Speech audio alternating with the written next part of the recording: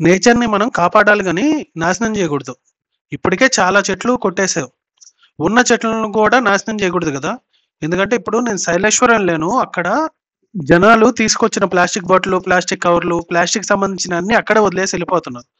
ప్రకృతి మనకి చాలా ఇస్తుంది గదా! మనం ఎందుకు నాశనం చేస్తాం అనే థాట్ వచ్చింది నాకు. అందుకనే ఈ వీడియో చేస్తున్నాను. ప్లీజ్ టెంపుల్స్‌కి గాని, ఇలాంటి కొండలకు గాని వచ్చేవాళ్ళు ప్లాస్టిక్‌ని ఎవరు తీసుకొచ్చినయి వాళ్ళే తీసుకొని ఎళ్ళిపోండి. ఎందుకంటే అక్కడ క్లీన్ చేయడానికి ఎక్కువ మనుషులు ఉండరు, ఎవరు ఉండరు. ఆ ప్లాస్టిక్ వల్ల నేల నాశనం అవుతుంది, చెట్లు నాశనం అవుతున్నాయి. మనం చాలా కష్టపడి అంత దూరం ఎళ్లి అక్కడ నాశనం చేయడానికి కాదు కదా మనం ఎళ్ళేది. దేవుడిని దర్శించుకోవడానికి ఎళ్తున్నాం.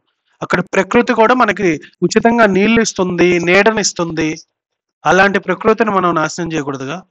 శైలేశ్వరం ఎళ్ళే భక్తులందరికీ ఈ 2, 3 రోజులు మీరు తీసుకొనెళ్ళే ప్లాస్టిక్ ఏవైతే ఉన్నాయో బాటిల్స్ గానీ, లేపోతే కవర్స్ గానీ, ప్లీజ్ వాటిల్ని వెనక్కి మీరే తెచ్చుకోండి జాగ్రత్తగా.